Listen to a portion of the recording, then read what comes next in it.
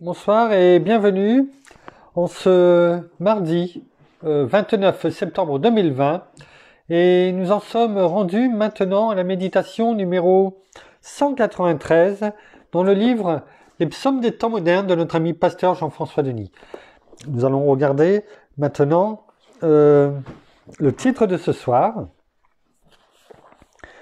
Tu connais mieux que quiconque l'intégrité de mon cœur. Merci, Père. Merci, Seigneur. Merci, bien-aimé Saint-Esprit, de conduire encore toutes choses ce soir. Et justement, que tu nous révèles si nous sommes vraiment dans cette intégrité de cœur. Alors révèle-nous toutes choses ce soir et qu'au travers de ta parole, nous comprenions vraiment qui nous sommes et que vraiment nous soit révélé toutes choses encore qui pourraient soit te déplaire ou si nous nous sommes détournés du bon chemin. Alors, conduis-nous, Père, dans le nom de Jésus, par notre bien-aimé Saint-Esprit, à recevoir encore ce soir tes révélations. Amen. Tu connais mieux que quiconque l'intégrité de mon cœur. Tu sais combien important pour moi est. Alors je t'en prie, Seigneur, donne-moi d'être ce fidèle serviteur qui, malgré les circonstances, les perceptions ou les impressions, continuera de travailler avec ferveur à l'avancement de ton royaume, habité par ce seul désir de continuer à bâtir ton Église avec rigueur, espérant avancer dans les œuvres que tu prépares pour moi, revêtu du manteau de ta faveur. Fais de moi un instrument de pureté, renouvelle en moi un être bien disposé. Sonde-moi, ô Dieu, et connais la profondeur de mes pensées. Éprouve-moi et perçois chacune de mes réflexions et l'étendue de mes idées. Regarde, si je suis sur un mauvais sentier, et conduis-moi, je t'en prie, sur la voie de l'éternité. Mon esprit est abattu au-dedans de moi, et mon âme soupire après toi. Père, tu vois bien au-delà de nos épreuves et de nos situations. Et tu fais concourir à notre bien chacune de nos tribulations.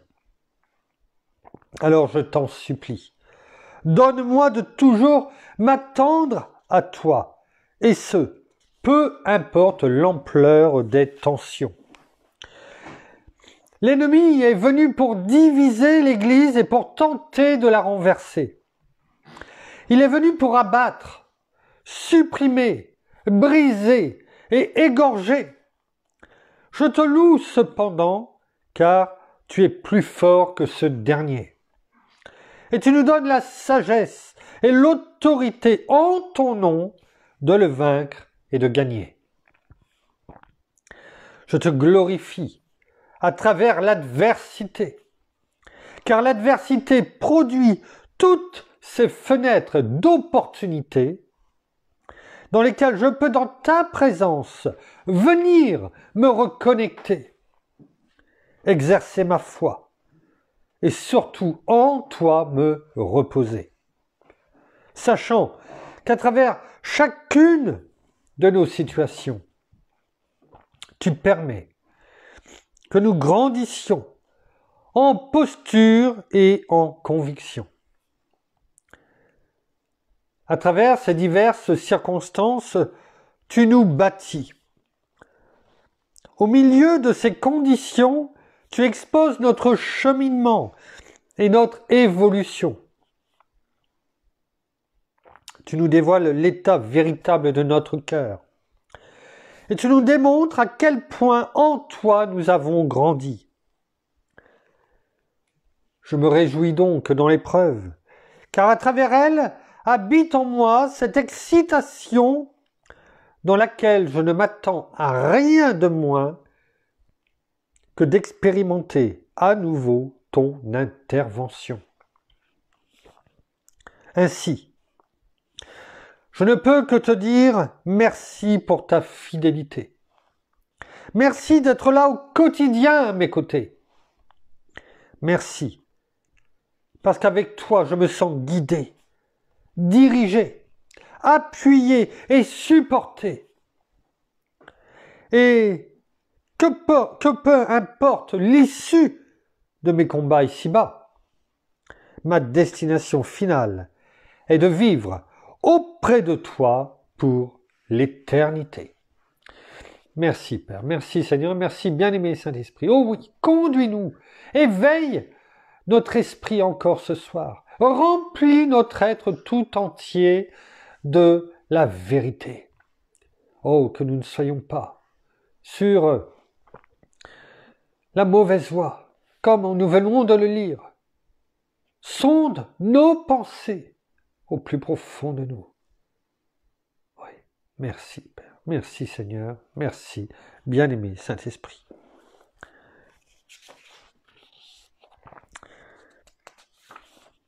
L'intégrité de mon cœur.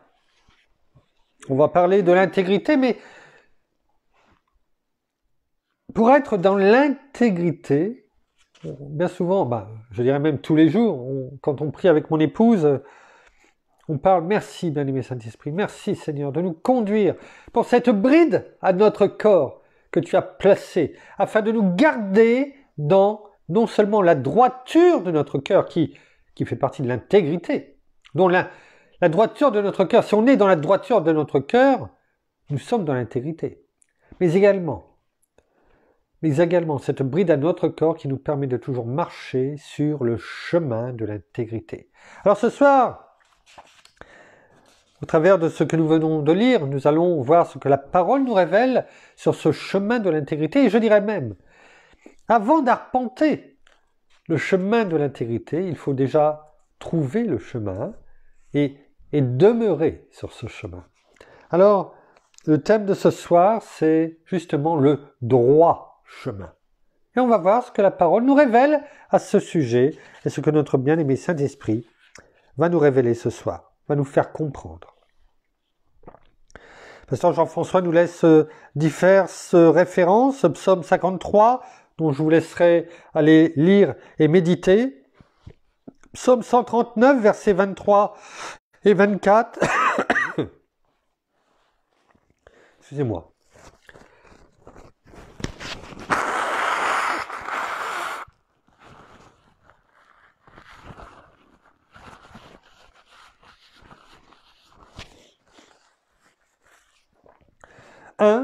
Première épître de Pierre, chapitre 5, versets 8 et 9. Jean, chapitre 10, verset 10, Jean 10, 10, que l'on connaît, en tout cas j'espère par cœur. Jean, chapitre 16, verset 33, et enfin le psaume 119, verset 1er. Voilà, nous allons les prendre, certains, pas tous, dans d'autres versions ou dans une version en particulier.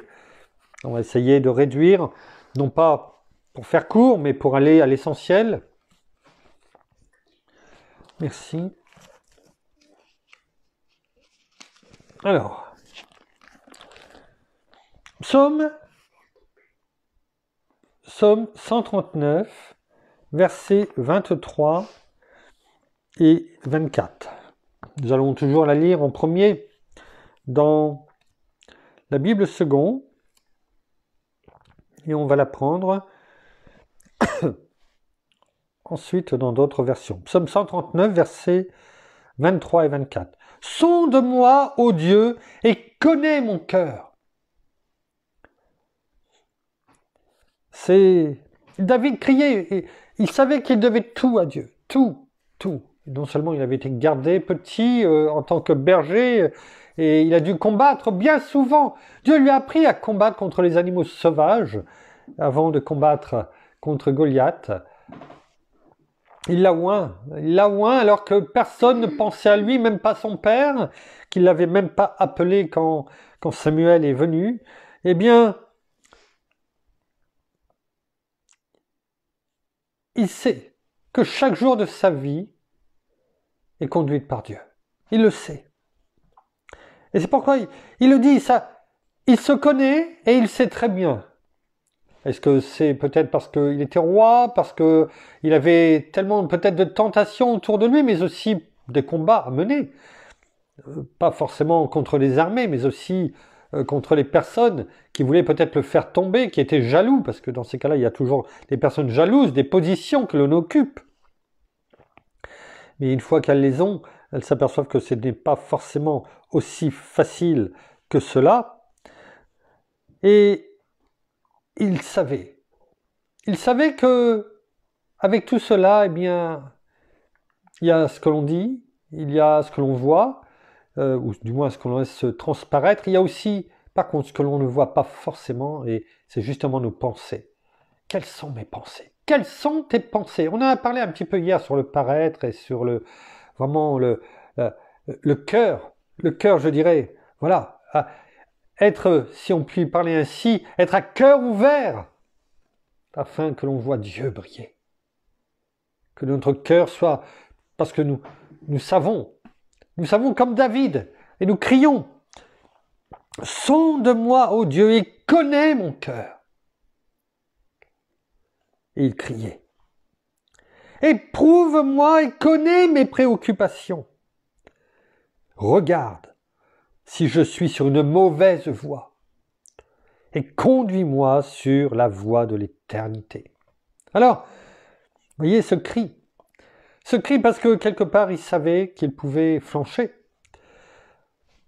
On sait qu'il a flanché à un moment donné, mais peut-être aussi il savait qu'il y avait des choses qui naissaient dans le cœur et qui pouvaient aussi, bien, quelquefois le cœur n'est pas tranquille, les pensées ne sont pas tranquilles, on a des préoccupations. Et il savait que si on ne les remettait pas à Dieu, et il le disait, connais mes préoccupations. Il savait que l'Éternel connaissait toutes choses, qu'il pouvait le lire en lui. Mais il le déclare, il le proclame. Regarde mon cœur, connais mes préoccupations. Et surtout, il savait que cela, justement, pouvait le conduire sur une mauvaise voie. Et il demande, et conduis-moi sur la voie de l'éternité. Parce qu'il savait que c'était difficile de revenir sur la bonne voie, si ce n'est Dieu qui faisait, je dirais, qui soufflait, eh bien, et qui nous conduisait en nous prenant en la main, par notre bien-aimé Saint-Esprit, à revenir sur la bonne voie. Et cette bonne voie, c'est quoi? Parce qu'il aurait pu dire, regarde si je suis sur une mauvaise voie. On s'entend, on s'attend à ce que derrière, eh bien, ils nous disent, et conduis-moi sur la bonne voie, ou sur la voie de la droiture. Hein, parce qu'on parle juste avant de la mauvaise voie. Qu'est-ce qui est le contraire de mauvaise? C'est le droit chemin, le bon chemin. Et regardez, c'est même au-delà. Et conduis-moi sur la voie de l'éternité. Pour David, et pour la parole qui nous parvient jusqu'à aujourd'hui, eh bien le contraire de la mauvaise voie, c'est-à-dire du mauvais chemin, hein, celui des ténèbres, eh bien le contraire, ce n'est pas la bonne voie, c'est le chemin de la voie de l'éternité. Et c'est beau, parce que ce n'est pas simplement qu'une bonne voie. Voilà, où l'asphalte a bien été refait. Oh, ils ont refait la route, hein. Oh, ça roule mieux. C'est beaucoup plus que cela.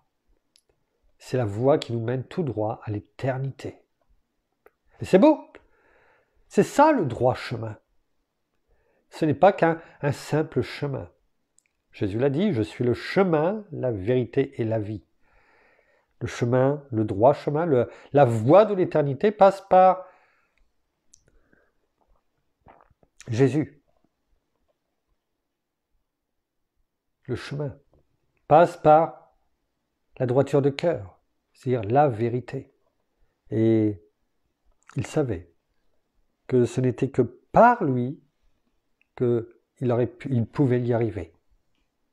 Et ça a été confirmé par notre Seigneur dans Jean 15. On le redit régulièrement, mais la répétition est bonne, comme c'est Pasteur Georges qui nous disait cela. La répétition est bonne. C'est toujours bon de répéter plusieurs fois. Hein? On finit comme ça par vraiment l'enregistrer. Le Seigneur Jésus, dans Jean 15, nous dit que sans moi, vous ne pouvez rien faire. Alors, dans d'autres versions, regardons ce qui est dit. Psaume 139, versets 23-24. Ô Dieu, regarde jusqu'au fond de mon cœur.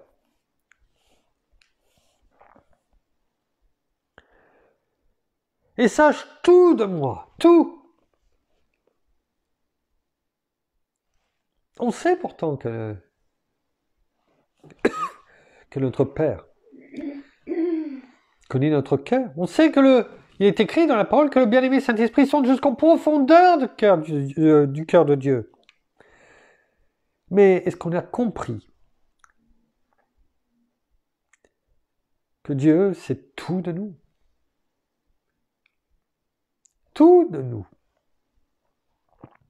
David le dit, regarde jusqu'au fond de mon cœur et sache tout de moi. Que je sois un livre ouvert devant toi. Mais c'est déjà le cas. Il sait tout de nous. Et on n'aime pas ça. Si? On n'aime pas quand les gens nous connaissent, mais parfaitement. Et encore, ils ne lisent pas en nous. Il y en a qui disent, je lis en toi comme un livre ouvert. C'est un dicton. C'est une phrase. Le seul qui peut lire comme un livre ouvert en nous, c'est Dieu. Notre Seigneur, notre bien-aimé Saint-Esprit, qui nous sonde. Mets-moi à l'épreuve, reconnais mes préoccupations profondes. Notre version, examine-moi à fond, ô Dieu, et connais mon cœur, sonde-moi et connais mes préoccupations. Ô Dieu, regarde au fond de mon cœur et connais-moi, examine mes pensées et vois mes soucis. Mes préoccupations, mes soucis. Tu les vois. Peut-être que je ne les dis pas. Pour différentes raisons. Mais vois-les. Regarde-les. Tu les connais.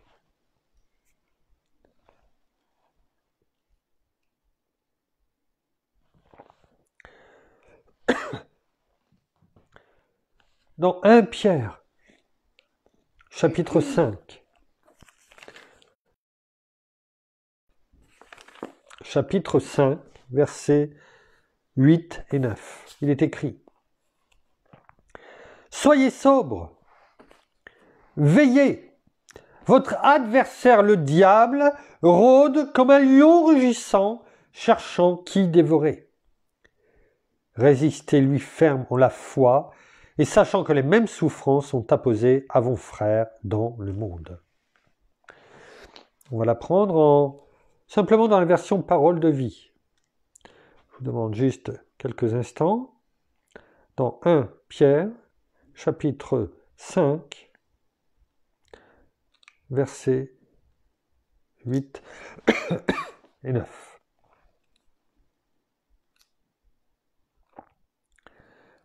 Soyez sobres, restez éveillés, ne vous endormez pas sur vos lauriers, sur votre savoir-faire, sur vos connaissances. Oh, je connais tellement de choses que je n'ai plus rien à apprendre. Tous les jours, on a à apprendre. Le jour où tu n'apprends plus, tu régresses. Votre ennemi, l'esprit du mal, est comme le lion qui rugit. Il va partout et cherche quelqu'un à dévorer. Résistez-lui en restant solide dans la foi. C'est en étant solide dans la foi que nous avancerons.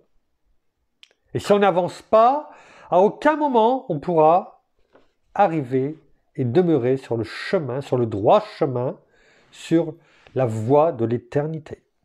Vous le savez, dans le monde entier, vos frères et sœurs chrétiens souffrent comme vous. Vos souffrances vont durer un certain temps. Mais Dieu, qui nous aime tant, vous a appelé à participer à sa gloire sans fin, en étant unis au Christ. Vous voyez, on en parlait tout à l'heure dans Jean 15. Il faut que nous soyons unis, mais pas unis de telle façon que lorsqu'on tire sur le lacet, eh bien, on perd sa chaussure. Non. On doit être unis, en fusion, ne faire qu'un avec Christ. Alors, il va vous rendre parfait, solide et fort, et on ne pourra plus vous faire tomber. Regardez quand même, c'est une sacrée promesse. Et on sait que les promesses de Dieu sont certaines et véritables, et qu'elles sont oui et amen. Mais Dieu, qui nous aime tant, vous a appelé à participer à sa gloire sans fin en étant unis au Christ. Alors, il va vous rendre parfait, solide et fort, et on ne pourra plus vous faire tomber. À lui la puissance pour toujours. J'aime cette version. Ça nous parle, non? On ne voudrait pas être parfait, solide et fort, et qu'on n'arrive pas à nous faire tomber? Ben, moi, je veux. Moi, oui, merci Seigneur. Et tu nous dis, au travers de la parole, tu nous dis, eh bien, soyez unis, ne faites qu'un avec moi. Ne faites qu'un.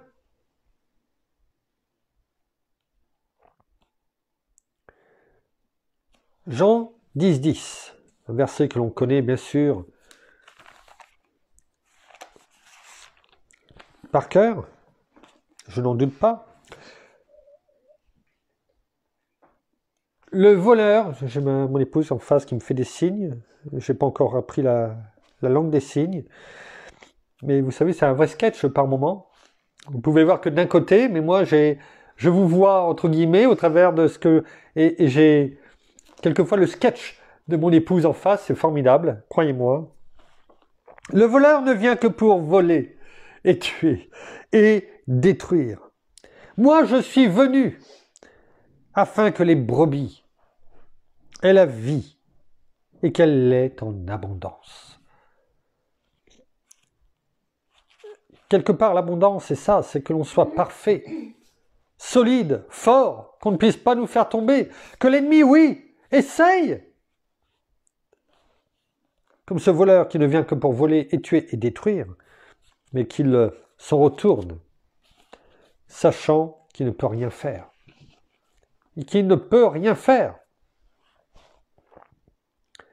Pourquoi ? Parce que notre Seigneur, il est dit au début du verset 11, « Moi, je suis le bon berger. » Le bon berger donne sa vie pour ses brebis. Il ne fait pas que cela. On ne va pas en reparler de trop ce soir.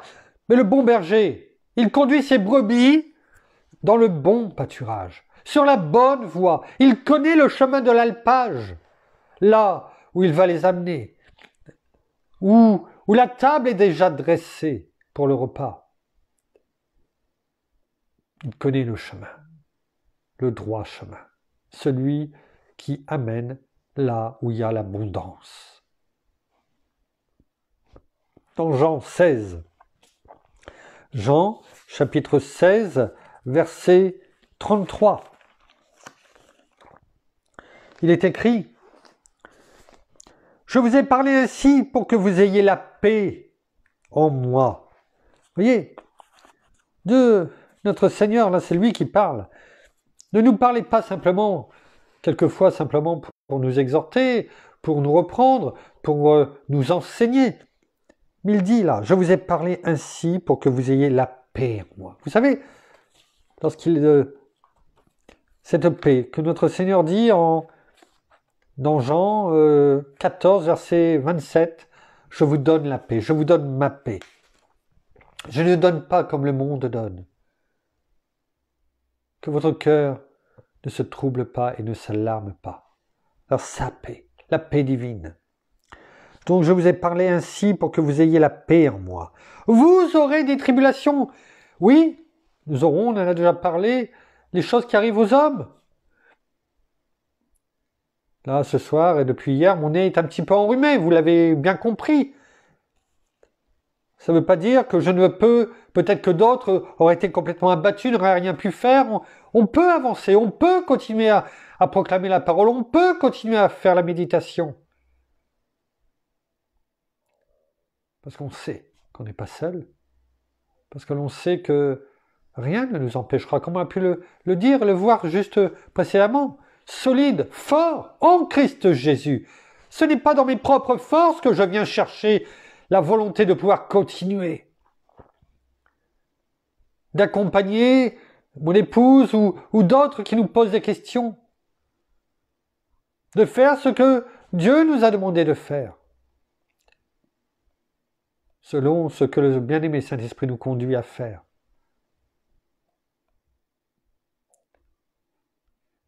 On ne fait pas les choses avec ses propres forces. On n'essaye pas de prendre la place de Dieu.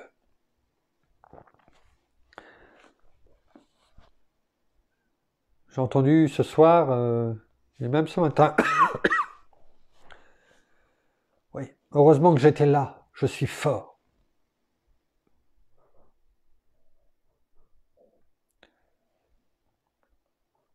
J'aurais préféré entendre « Merci ». Merci parce que Seigneur, tu m'as rendu fort pour pouvoir aider un tel ou un tel dans ces moments difficiles. En toi, je viens puiser mes forces. Et c'est toi qui me rends fort. Comme il est dit dans Philippiens 4, verset 13. Je puis tout par Christ qui me fortifie. Quelquefois, on veut se mettre à la place de Dieu. Comme dans certains métiers, comme j'ai pu entendre ce soir, eh bien, et ça m'a touché, dans le sens où, quelquefois, on a l'impression de toujours savoir mieux que les autres. Dans le football, lorsque notamment il y a des grandes compétitions, simplement parce qu'on regarde des matchs de foot à la télévision, parce qu'on joue peut-être un peu au foot pour d'autres, eh bien, on peut être sélectionneur de l'équipe de France, on veut chacun. Souvent on dit dans le monde, eh bien, il y a 66 millions de sélectionneurs. Non, il n'y en a qu'un qui va prendre ses responsabilités pour faire l'équipe de France de football. Que ça plaise ou que ça plaise pas, il va prendre ses responsabilités.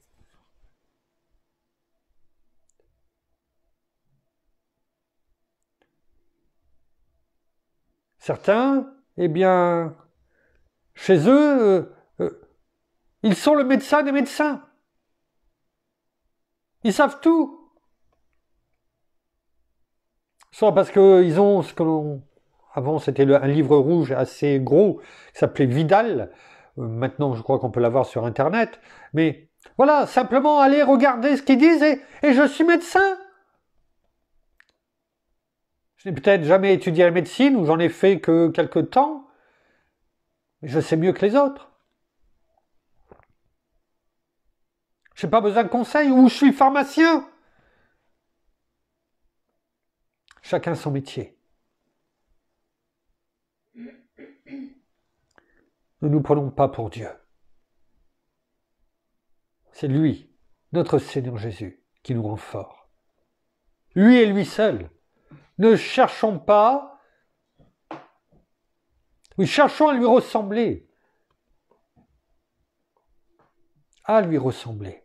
Mais en nous rappelant toujours que c'est lui qui est devant nous.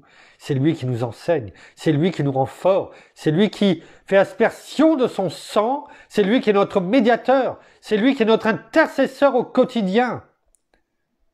C'est lui qui a subi l'œuvre de la croix pour nous et qui a souffert pour nous.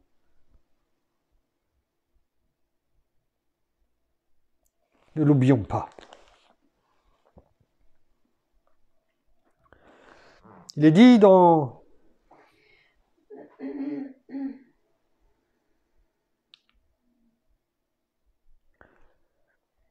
oui, vous aurez des tribulations dans le monde, mais prenez courage, moi, j'ai vaincu le monde. Et donc, dans la nouvelle Bible second, on va juste prendre cette version-là, il nous est dit dans Jean 16, verset 33, dans Jean 16 que l'on vient de lire, Jean 16, verset 33,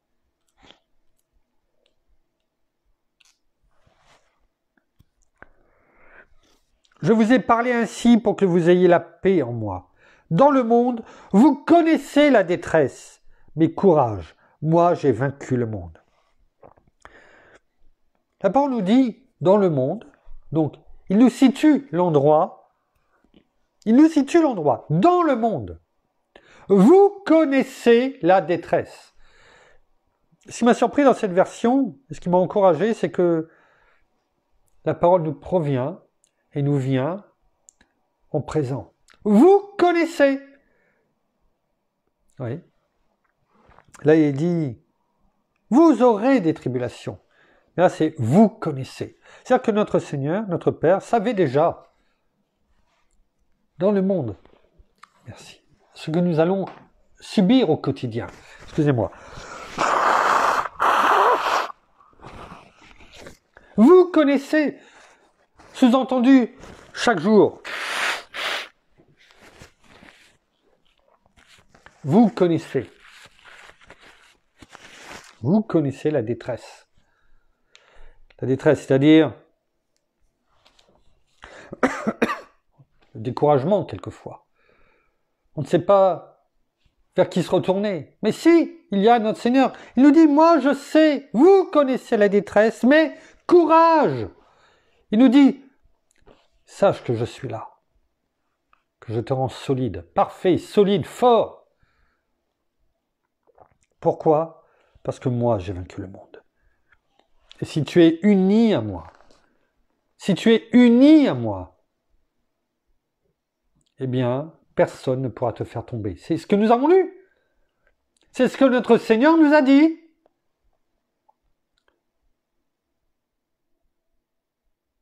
Si nous marchons sur le droit chemin avec lui, c'est ce qu'il a en réserve pour nous. C'est cela qu'il veut faire pour nous. Il ne nous dit pas une chose pour faire son contraire. Dieu ne ment pas. Il ne donne pas une semi-vérité, une demi-vérité. C'est tout entier sa parole, d'un côté ou de l'autre. Quand il a quelque chose à nous le dire, il le dit quelquefois avec amour, quelquefois cache, mais c'est toujours pour notre bien. Il ne dit pas quelque chose pour que nous en voyons pas les fruits. Ce qu'il dit s'accomplit. Alors moi, je garde dans mon cœur ce que nous avons lu tout à l'heure. Unis à lui, il nous rend forts, parfaits, solides, afin que rien ni personne ne puisse nous faire tomber. Amen. Parlons la parole. Et non pas le négatif. Dans le psaume 119, tout ça on fait des retours entre l'ancien, le nouveau. Psaume 119 au verset 1. Il est écrit « Heureux ceux qui sont intègres dans leur voie ». Vous voyez déjà une béatitude. Heureux ceux qui sont intègres dans leur voie, qui marchent selon la loi de l'Éternel, selon la parole, selon les commandements, ses préceptes, ses prescriptions, ses commandements. Sa parole. Celui qui garde ma parole, c'est celui qui m'aime. Oui. Lorsque l'on marche selon la loi de l'Éternel, eh bien, on avance. Et on avance sur ce chemin, le droit chemin. On l'a découvert et on y avance dessus. Regardons ce qui est dit dans Ésaïe. Ésaïe, chapitre 26, au verset 7. Le sentier du juste est la droiture. Écoutons bien. Le sentier du juste est la droiture. Toi qui es droit, tu aplanis l'itinéraire du juste. Nous sommes enfants de Dieu. Si nous sommes enfants de Dieu, nous sommes justes. Et le sentier, c'est-à-dire le chemin du juste, c'est la droiture. Notre Père est droit. Et il aplanit l'itinéraire du juste. C'est quoi l'itinéraire? On sait l'itinéraire. On sait ce que c'est qu'un itinéraire. Regardons la définition d'itinéraire.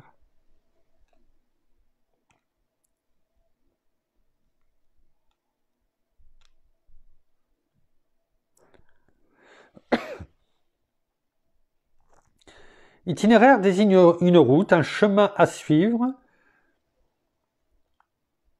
une route, un trajet, un tracé à suivre.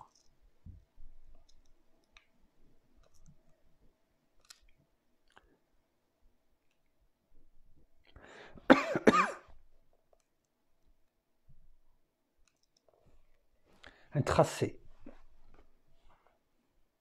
C'est ça un itinéraire, un tracé à suivre. Dieu, avec le peuple d'Israël, lorsqu'ils sont sortis du désert, leur avait tracé un itinéraire, un chemin,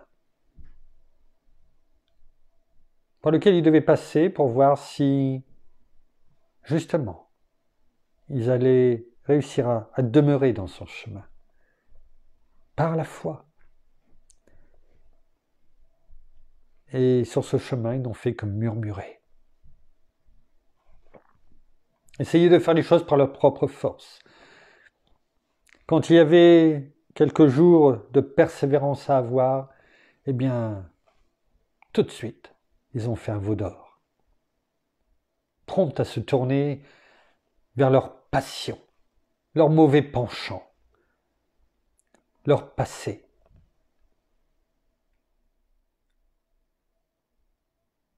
Et cela leur a coûté un autre itinéraire qui a duré 40 ans. Et là où Dieu voulait les faire arriver, en une quinzaine de jours, traverser le Jourdain et entrer dans cette terre promise, ils n'ont rien vu. Ils sont de loin, ils ont dû, je pense, à certains moments, frôler le Jourdain. Ils ont dû le voir, mais finalement, ils ne devaient pas se rendre compte que ce qu'ils voyaient au-delà du Jourdain, c'était la terre promise. Ils l'ont vu.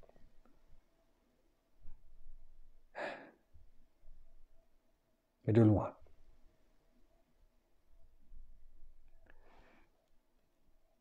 Le but, c'est de ne pas de voir le chemin de loin, parce que cela ne servira à rien, de rien lorsque nous serons devant notre Seigneur.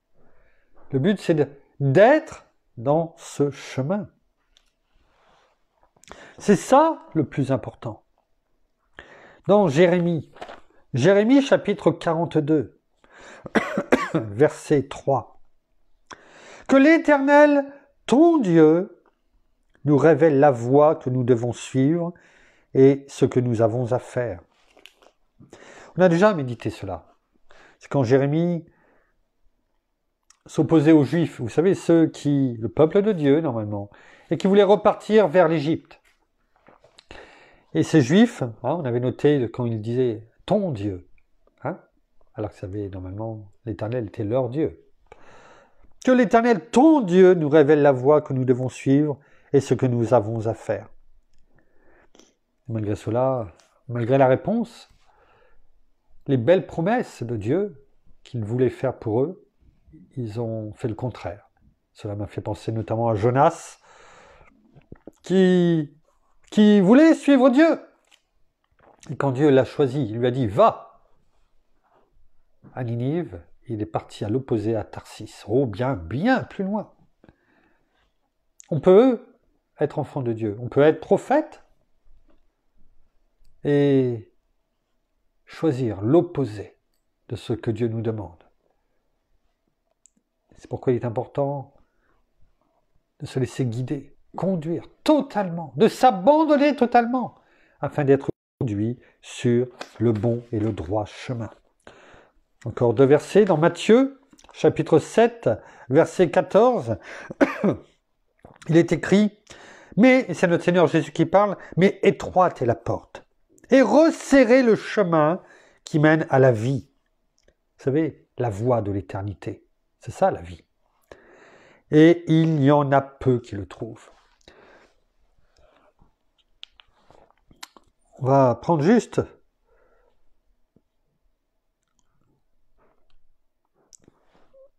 étroit. Mais étroite est la porte. Déjà, il faut passer par une porte.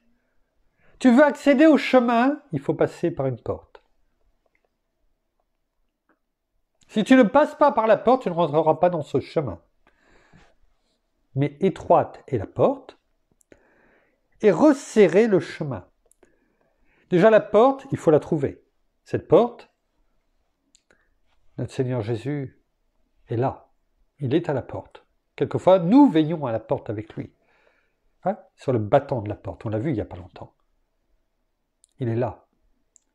Ta porte, elle est là, il faut la trouver. Mais quelquefois, dans le monde, eh bien, on ne voit pas la porte. Ça vous est jamais arrivé de dire, de prendre la mauvaise porte?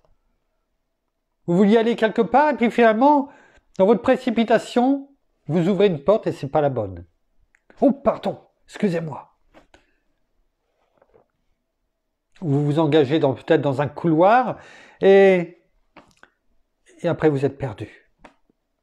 Souvent, ça arrive dans les hôpitaux, mais pas que. Et on perd du temps.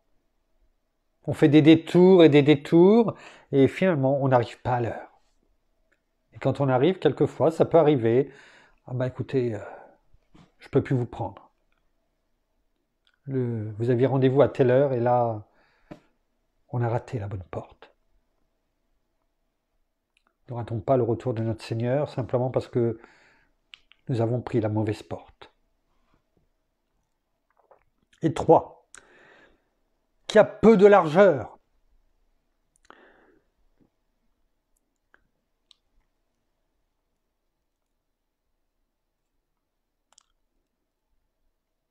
Voie ou porte étroite, voie du salut, du renoncement, qui est difficile à suivre, qu'il est difficile de franchir.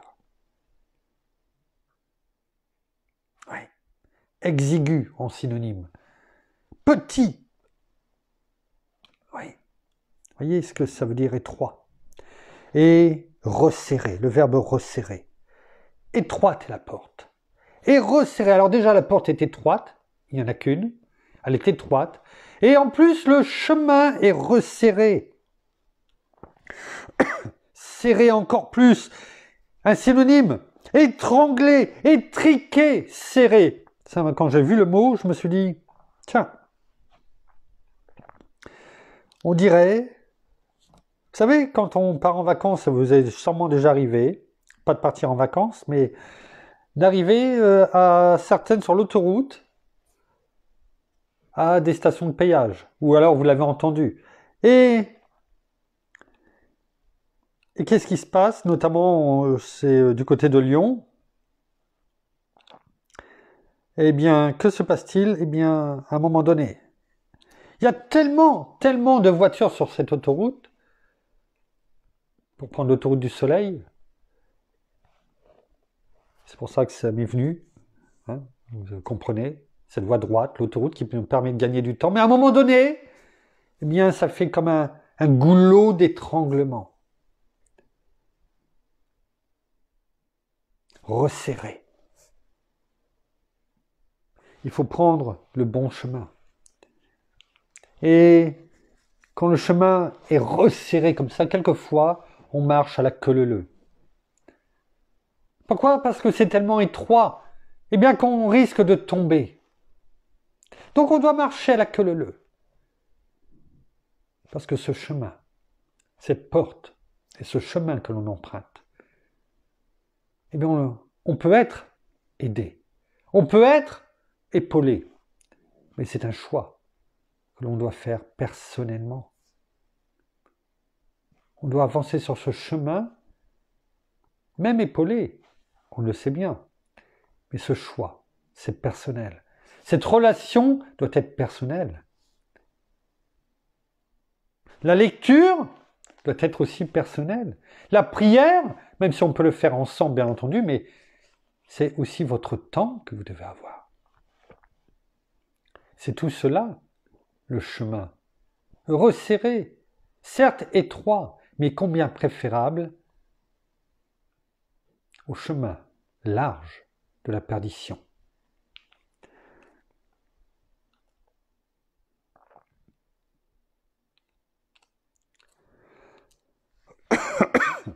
Enfin, dernier verset, dans Luc. Luc, chapitre 1, verset 79.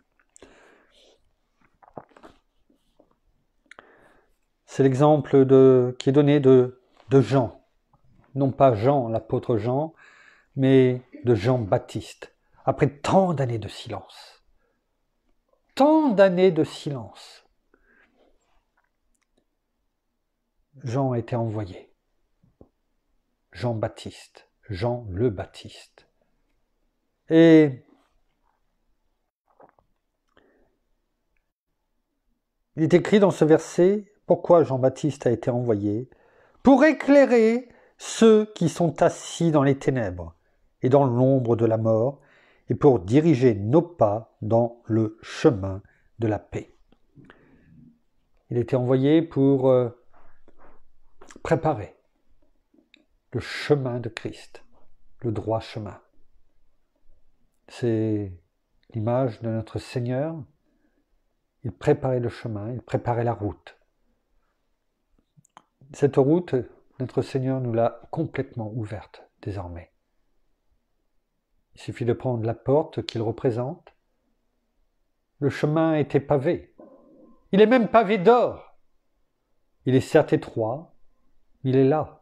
Il nous attend. Pour chacun d'entre nous, il faut peut-être le trouver. Quand je dis le trouver, c'est écouter, recevoir, abandonner beaucoup de choses, mais pour en gagner beaucoup d'autres. Que laisser se sonder au maximum. Et être prêt, en se laissant sonder, eh bien, à recevoir les résultats. Et ainsi, de se laisser corriger, afin d'être ramené, si besoin est, dans la bonne voie. Alors sonde-nous,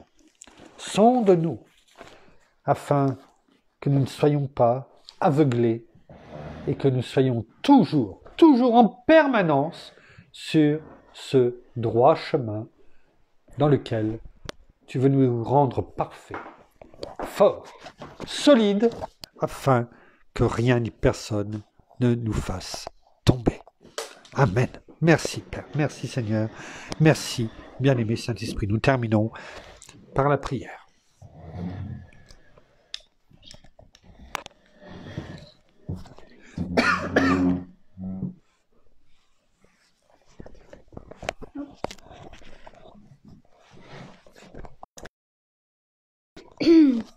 Merci Seigneur encore pour la parole qui nous a été encore annoncée, montrée encore ce soir. Merci encore pour ta paix. Merci pour ton amour. Merci parce que c'est toi qui nous fortifies jour après jour. Tu nous montres ce que nous devons faire, comment nous devons le faire. Et c'est toi qui diriges nos vies. Alors laissons-nous vraiment diriger complètement. Ne résistons pas. Ne voulons pas faire de notre côté. Mais nous l'avons compris ce soir et les autres soirs que c'est avec toi que nous menons le combat, que c'est avec toi que nous devons marcher et pas simplement de notre côté. Car nous sommes forts si tu es avec nous, si tu es en nous, pas simplement par nos propres forces, mais c'est avec toi que nous sommes forts. C'est toi qui nous rends forts et qui nous permet d'aller plus loin chaque jour. Sans toi, nous savons que nous ne pouvons rien faire. Donc à toi soit toute la gloire dans nos vies. Laissons-nous conduire, abandonnons-nous complètement à toi. Suivons le chemin que tu nous as tracé et que tu continues de nous tracer jour après jour, que tu veux que nous arpentions ce chemin de vérité, de droiture, d'intégrité, de justice. Oui, le chemin que toi tu es, Seigneur, afin que nous soyons justes. Oui, nous rentrons dans la justification chaque jour, et c'est avec toi, à nos côtés, et avec toi, bien-aimé Saint-Esprit, qui est en nous, que nous arrivons, car nous-mêmes, par nos propres forces, nous sommes perdants, nous sommes perdus. Mais c'est toi qui nous rends forts, c'est toi qui nous donnes la force d'avancer, jour après jour. Alors sachons te remercier pour cela, car plus nous sommes faibles, mais plus nous sommes forts, parce que c'est toi qui grandis en nous, et c'est toi qui prends toute la place. Alors béni sois-tu, Seigneur, béni sois-tu, Saint-Esprit, béni sois-tu, Père, et bénis chacun de nos frères et sœurs, de nos bien-aimés, et que nous continuions toujours à marcher sur le chemin de l'intégrité, de la droiture et de la justice. Amen. Amen. Merci Seigneur. Voilà, ainsi s'achève la méditation de ce soir. Elle a été un petit peu plus longue que d'habitude, mais voilà, laissons les choses se faire. Et le but, c'est bien sûr d'être enseigné, d'être par notre bien-aimé Saint-Esprit dans le nom de Jésus et de progresser. Excusez-moi. Nous vous bénissons abondamment de toutes les bénédictions spirituelles dans les lieux célestes en Christ. Nous saluons tous nos amis. Je sais qu'ils courent à droite, à gauche, qu'ils œuvrent pour la défense des droits et des libertés un peu partout. Nous vous soutenons en prière. Nous ne pouvons pas être là en permanence, bien sûr, avec vous. Ça fait trop loin. Il y a trop de distance. Je parle de nos amis au Québec et au Canada. C'est des temps difficiles. Je vous laisse aller voir, chers frères et sœurs aussi, un petit peu tout ce qui se passe au Canada. C'est assez. Les lois qui sont en train d'être prises sont un peu, sont vraiment ténébreuses. Et voilà. Donc soutenons en prière parce que ce qui se passe là-bas arrivera tôt ou tard ici. Donc ne soyons pas, réveillons-nous, comme la parole nous le dit, réveillons-nous. Le but c'est pas de manifester, le but ce n'est pas de prendre les armes. Les armes, nous devons les prendre. Nous avons toutes les armes. C'est dans le combat spirituel avant toute chose. Maintenant, Pasteur Jean-François œuvre aussi afin que, chacun d'entre nous, chrétiens ou non chrétiens, et reçoive en tout cas la lumière de la liberté, et que à partir de là, chacun, se fasse sa propre opinion. Et c'est là tout ce que notre Seigneur a toujours voulu faire, et notre bien-aimé Saint-Esprit agir en gentleman, et de mettre la vérité devant nos yeux, après de laisser chacun le libre choix. Mais comme on l'a vu aujourd'hui, il y a une porte, il y a un chemin. Ne nous trompons pas de porte comme nous l'avons dit, parce que cela peut nous emmener dans les ténèbres, dans des zones bien ténébreuses, ombragées, mais pas pour être à l'abri du soleil, mais plutôt, ombragés, qui pavent et qui sont à l'entrée de l'enfer. Alors, nous vous bénissons abondamment de toutes les bénédictions spirituelles. Nous vous souhaitons une bonne nuit, une bonne soirée, une bonne nuit pour chacun d'entre vous. Et nous vous donnons rendez-vous demain au même endroit. Je regarde mon épouse. Alors, mon épouse dit qu'il y aura de grandes chances que ça soit la même heure. Si on ne vous dit rien, ce sera à la même heure, 20h30. Je sais pas. Moi, je suppose que ça pourra peut-être être un petit peu avant, mais je ne veux pas vous induire en erreur. Disons donc 20h30, sauf si on vous dit un horaire plus tôt. Passez une bonne nuit. À demain. Au revoir.